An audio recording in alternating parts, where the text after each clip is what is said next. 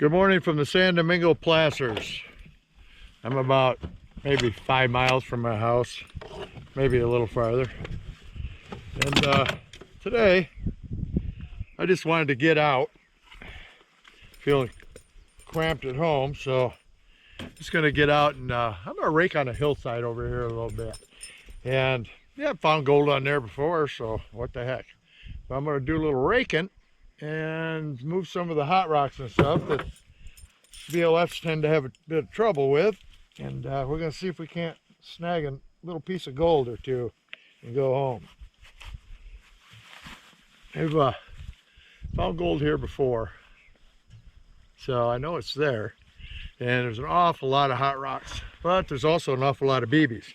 The bad thing about the Sonoran Desert is we have quail and doves. Well, I guess that's not a bad thing, it's a good thing, but with all the quail and doves, the hunters are out here too. So, gonna be a few trash digs, I would say, today. But we're gonna have some fun. I might fly the drone around a little bit. I got a DJI Mavic Mini, and I'm pretty impressed with that little drone will do.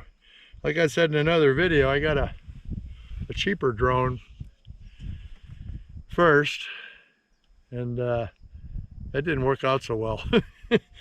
Toy drones aren't for doing actual filming and video for YouTube or anything else, I don't think. Anyway, it was a pain in the butt. Darn thing kept running away from me, then it'd crash. That was hard on the little guy. Got beat up pretty bad. So anyway, sent that one back. Got this one. So first off, I'm going to go out and do a little hunting. We'll see how that goes. Hopefully get a couple little nuggets today. Well, this is the kind of stuff I'm going to be working today. Okay. We got a mix of metamorphic material, old placer gravel, and laying right on top of the bedrock, which is a volcanic tough bedrock. You can see it over there by my rake. It's very shallow. Not more than about 4 inches deep anywhere in here. Pulled a lot of little bitty nuggets out in here. So what I'm going to do is rake some of these hot rocks up and then detect where they were and basically put them back and hope for a couple little pieces of gold while I'm doing it, like I said up there. And yeah, you never know. I'm close to home. It's going to get hot today, so I don't like going too far in.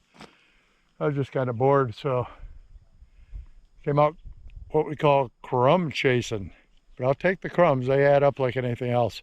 So I'll get back with you when I get a target. Well, we've got a target right off the bat, right after I raked right here. Right here.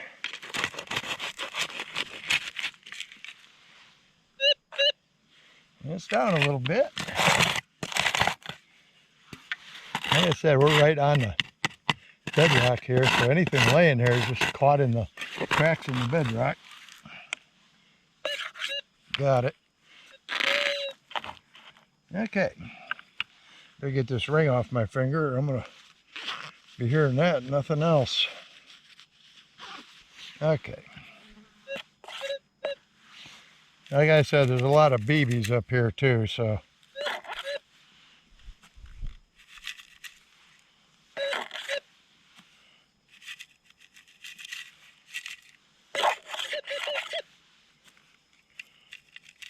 Sounds halfway decent.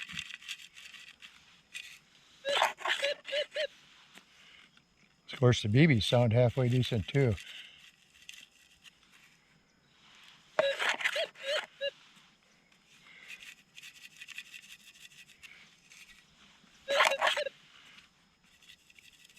The scoop does a really good job of holding the target in there with the riffles.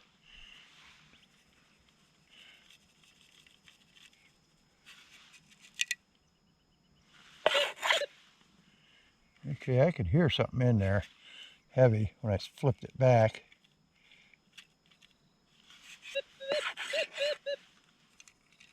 And what do we got here? Looks like a BB.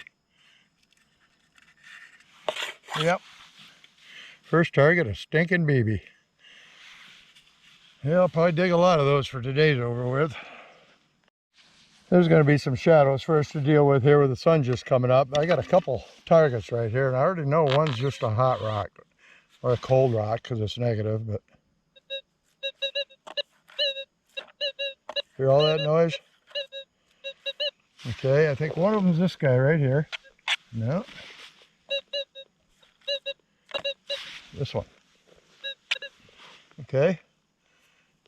That's just a hot piece of volcanic material. And we have a target in here too. Now that very well could be a rock as well. And it was. And if you don't rake in here, you can see how I raked it. You got a row of rocks right there, and I'll rake those back before I leave. But if you don't rake like that, there's so many hot rocks in here that a VLF just struggles. And of course the gold monster is indeed a VLF, which stands for very low frequency. That's the type of detector it is. And by raking this stuff, you get rid of a lot of that extra noise, and you can hear little targets that got missed by everybody else.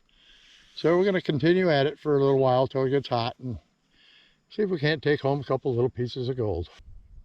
Well, it's time for a little chicken salad and crackers. I've dug 43 BBs this morning and a couple other pieces of lead and a 45 slug. Not to mention all the little bits of iron and stuff. Kind of pooped out. Yep, kind of pooped out. Got in a little area out here. I found a couple bulldozer cuts, and I always check those up in the sides and stuff. A long time ago, a friend of mine, Lou Roggio, rest in peace, Lou. Lost him last year.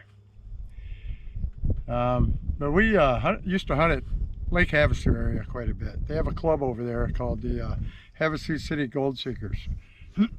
And they have some pretty good claims out a little ways from Lake Havasu, pretty close to where the Franconia meteorite strewn field is. And Lou and I used to go out there quite a bit. And that part of the country in Arizona is windy. I mean windy. And I had a truck that trip with a little cab over on the back, and Lou had a tent. And we ended up both in the cab over because he couldn't even get his tent put up. And we're sitting out there that night and before dark, and we're having some coffee and cooking up a couple steaks on the grill. And Lou noticed something moving up in front of us, and I looked over there and I go, "What are you seeing?" And he goes, "I don't know, these are little animals or something."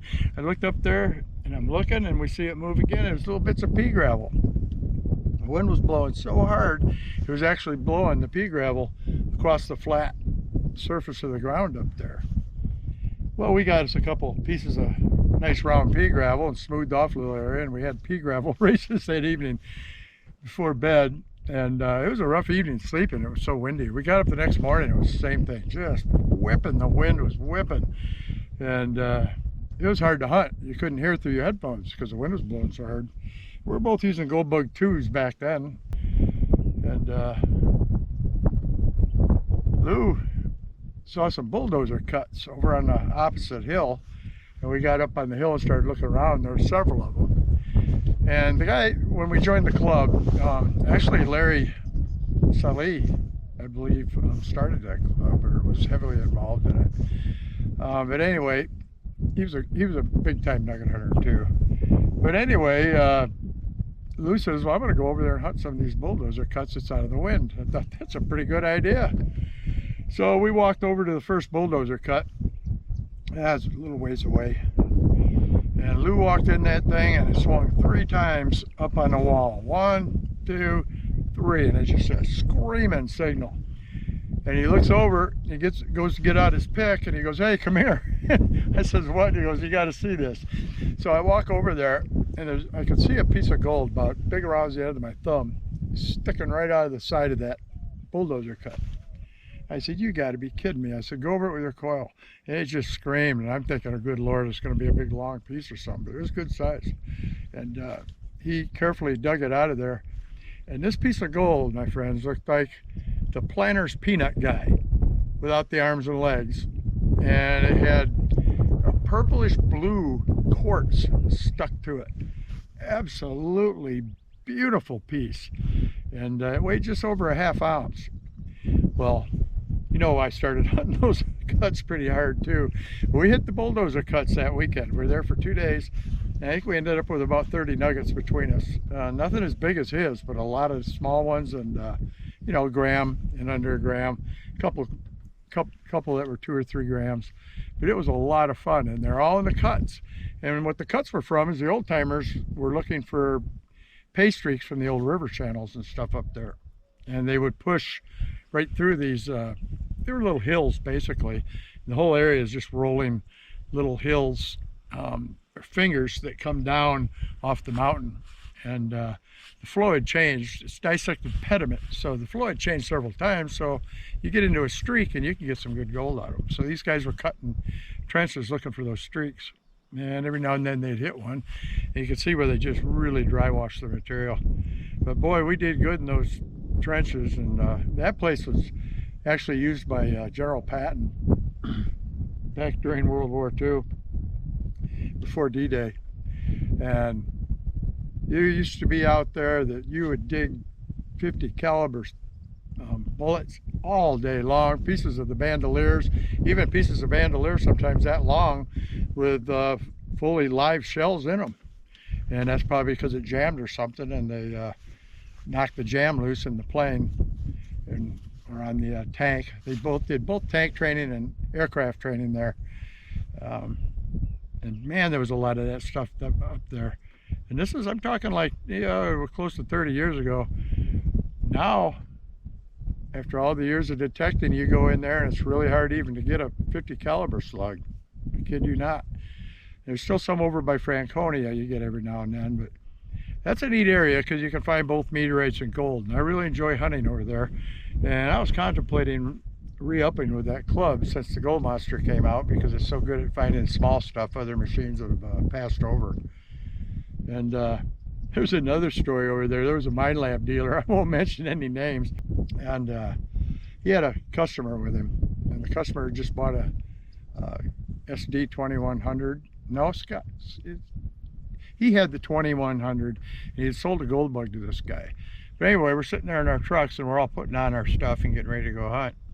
And he sends the guy over to a little area with some bushes. He says, just go start over there, because the guy was kind of antsy, because we're all talking and putting on backpacks and all that crap. And this was right after I got my first pulse induction machine, so it would have been in the mid-90s, 96, 97. I don't know when that machine came out. I can't remember. It gets a little foggy when I go back too far these days. But he sent this guy over to these patch of bushes, man. And a few minutes later, we're standing there getting our stuff ready, just about ready to go, and this guy's coming over white as a ghost. He's got something in his hand, and he walks over and he goes, is this gold? He drops it in his hand, and it's a 6-ounce slug with a little bit of quartz stuck to it in a couple spots, right near where we were parked. And it used to be known for some pretty big gold up there. And well, the guy's name was Scott. I've almost said it a couple times, so if he hears this story, he's probably going to get a chuckle out of it. But yeah, that was a pretty amazing chunk of gold that guy got. The biggest one I ever got out of there was about 1.5 ounces, and that was a beautiful piece. But I never did get one like Lou did with that blue, that beautiful blue. It's kind of more purple than blue quartz material stuck to it. And he sold that nugget for a pretty penny. He kept it for a long time. And I don't know, sometimes being out here and getting skunked, I just kind of walk around and it brings back memories. And I'll share them with you when they come up. Some of them are pretty darn funny. But yeah, that was pretty hilarious. And that was that guy's first ever nugget, first target he ever dug, first time using that gold bug 2. It was pretty amazing. I'll never forget that day. But that's a good area up there. The dirt's real deep, a lot of it. There's a lot of gold left there, but it's not real reachable with a metal detector in most areas. But they work okay, especially on some of the spots where the old timers left a lot of tailings. They left a lot of gold in their tailings. So anyway, I'm kind of pooped out. I'm going to finish eating my lunch, and I might stop somewhere on the way home. If I do, I'll pop this thing back on. But for now, if these videos are something you enjoy, and I'm reaching you with a little bit of learning here, I like to share what I've learned over the years. Like I always say, it's not the only way to do it, but it's my way of doing it, and it works. So like, subscribe, and ring that bell, and I'd sure like to hear a comment from you. And for now, my friends, Nugget Shooter out on a hot Arizona day.